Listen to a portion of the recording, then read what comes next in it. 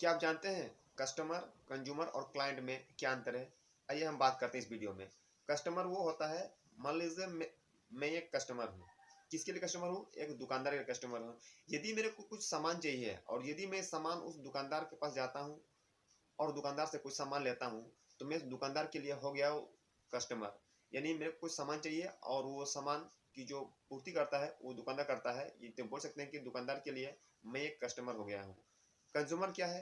Consumer वो होता है, जैसे हम किसी दुकानदार के लिए कंज्यूमर नहीं होते हैं, बल्कि हम किसी प्रोडक्ट के लिए कंज्यूमर होते हैं। मान लीजिए मैंने कोई शैम्पू खरीदी और शैम्पू को मैंने यूज़ किया और इतना यूज़ किया कि मैंने उस डब्बे को ख़त्म कर दिया अपने बाल में लगा के। ठीक है, अगर मैं उस शैम्पू को दोबारा जाऊँगा, दोबारा उसी शैम्पू को यूज़ करने के लिए किसी दुकान के पास गया, तो वो शैम्पू का जो कंपनी है, वो मैं क्या हो गया उस कंपनी के लिए, या बोल सकते हो उस किसी प्रोडक्ट के लिए मैं उसका कंज्यूमर बन गया है। यानी कि जो कंज्यूमर होता है वो किसी कंपनी का या किसी प्रोडक्ट का कंज्यूमर होते हैं हम। किसी दुकान के लिए हम कस्टमर होते हैं और किसी प्रोडक्ट या किसी कंपनी के लिए हम लोग कंज्यूमर होते हैं, क्योंकि उनका सामान हम यूज करते हैं।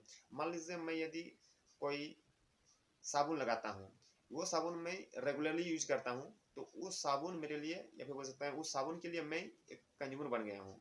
अब बात करते हैं कि क्लाइंट क्या है। क्लाइंट वो होता है वो कभी किसी से सामान नहीं बेचता है। जैसे मान लीजिए यदि हम किसी बार्बर यानी कि हम सैलून के पास गए, सैलून वाले से यदि हम बाल कटवाए हैं, तो सैलून वाला ना तो कुछ प्रोडक्ट दिया, बल्कि वो अपना काम किया और उसके बदले हमने उसे पैसा दिया।